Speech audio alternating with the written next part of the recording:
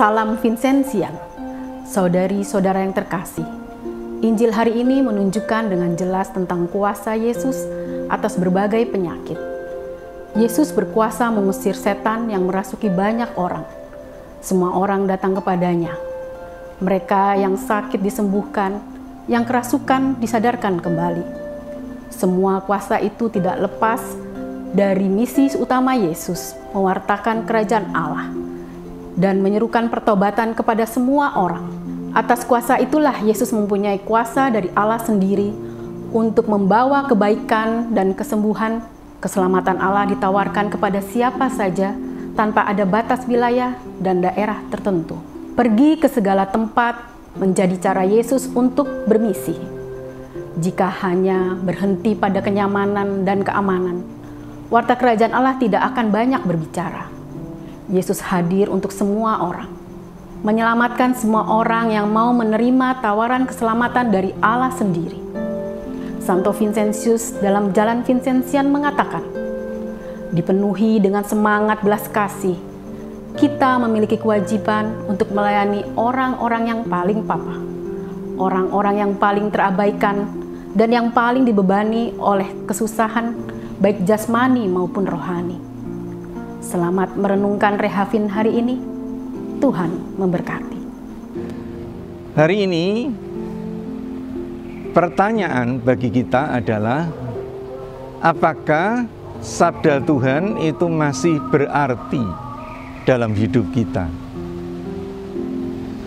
Dalam bacaan pertama kita mendengar bahwa sabda Tuhan jarang sekali bersabda dan jarang menampakkan penglihatan-penglihatannya. Bukankah itu juga yang terjadi pada zaman kita ini? Tuhan jarang sekali bersabda dalam hidup kita, apalagi menyatakan kehadirannya. Bahwa orang berdoa dan beribadat itu belum tentu orang sungguh-sungguh mendengarkan sabda Tuhan, belum tentu orang menerima pengalaman kehadiran Allah. Pengalaman itu memang satu pihak adalah anugerah Allah, tapi di lain pihak juga mengandaikan keterbukaan manusia. Nah, di dalam bacaan pertama kita mendapatkan teladan dari Samuel. Samuel remaja waktu itu yang ikut Eli, ya, seorang imam di Bait Allah. Ya. Walaupun Samuel sejak kecil ikut Eli, tapi dan pastilah ya dia banyak mendengar sabda Allah dari kitab suci, tapi rupanya karena zaman itu sabda Allah jarang terdengar, ya. Maksudnya itu terutama adalah orang kurang terbuka. Nah, di sini Samuel remaja dengan hati yang murni itu mulai membuka hatinya kepada Tuhan. Dan karena itulah maka Tuhan mau memanggil dia. Dan Samuel mengatakan, bersabdalah ya Tuhan atas tuntunan Eli, bersabdalah ya Tuhan, hamba-Mu ini mendengarkan. Nah, apa artinya hamba-Mu ini mendengarkan? Ya. Dikatakan hampir di akhir dari bacaan pertama itu, dikatakan tak satu pun dari sabda Tuhan itu yang dibiarkannya gugur. Artinya apa? Sabda Tuhan itu tidak gugur sia-sia. Sabda Tuhan itu dilaksanakan oleh Samuel. Nah, saudara-saudara yang terkasih, inilah yang mengantar kita kepada Injil. Injil hari ini berbicara mengenai hidup keseharian dari Tuhan Yesus.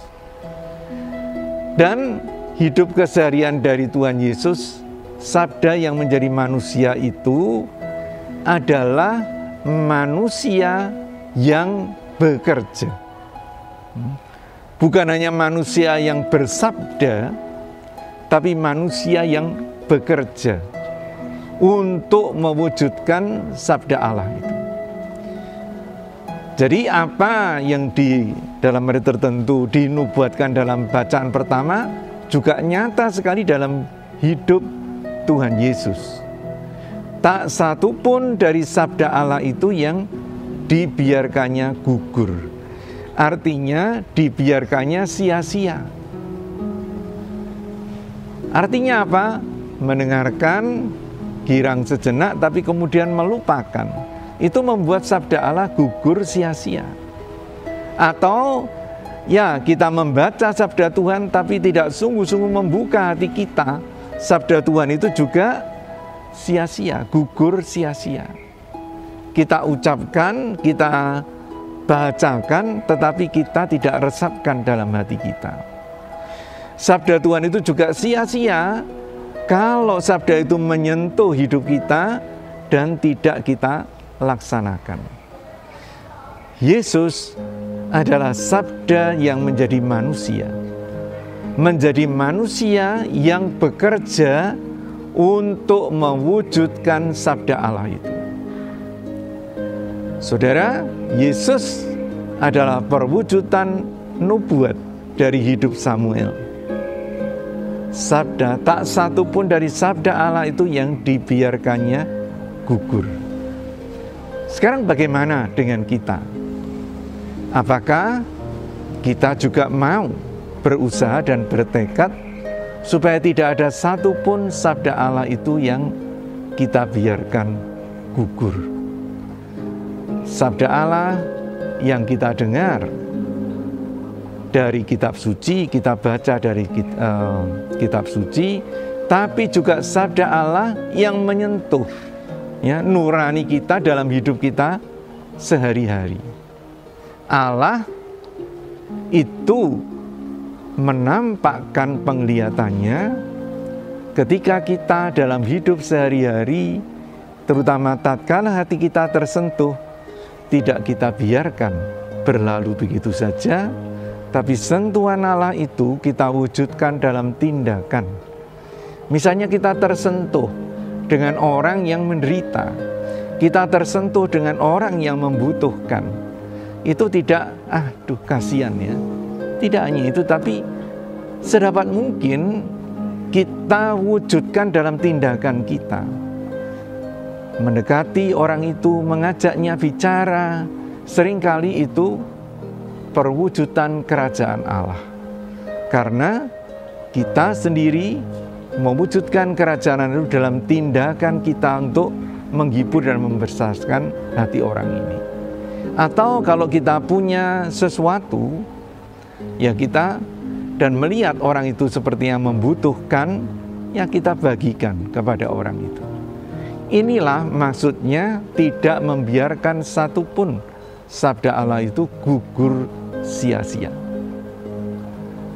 Saudara-saudari yang terkasih, kita diundang seperti Yesus untuk memenuhi nubuat Tuhan, yaitu tidak membiarkan satu sabda pun darinya gugur. Seperti halnya orang-orang kemudian tahu bahwa Samuel itu adalah orang yang dipanggil Tuhan lewat kehadiran Samuel. Begitu juga kalau kita tidak membiarkan sabda Allah gugur, maka orang juga akan melihat tanda-tanda kehadiran kerajaan Allah itu lewat hidup kita. Selamat menghadirkan sabda Allah juga dalam kelemahan dan kedosaan kita, yaitu tatkala kita sungguh-sungguh mau melaksanakan sabda Allah dalam hidup kita. Tuhan memberkati kita.